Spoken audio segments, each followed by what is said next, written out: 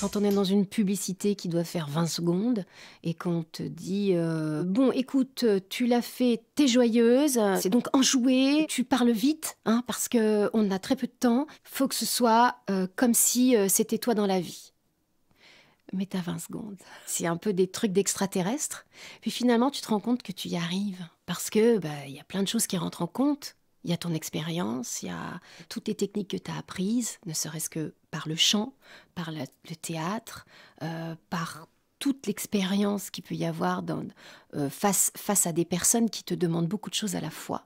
Et ça, c'est très impressionnant quand on est en cabine, parce qu'il faut que tu donnes quelque chose qui corresponde au mood du jour, à la texture, au format.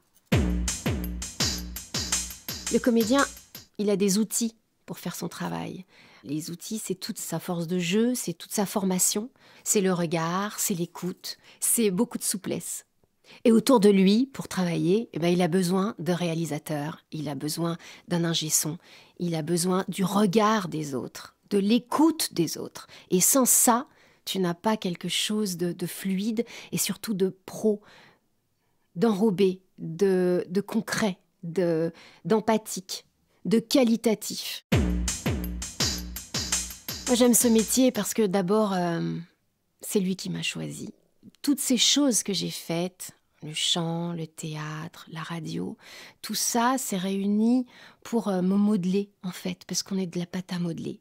Et j'aime bien qu'on me dise, même de refaire, d'aller plus loin, de trouver cette petite musique, tu sais, qui va te dire que t'as le bon rythme, t'as trouvé cette petite voix. Moi, j'aime ce métier aussi parce que je suis pas toute seule.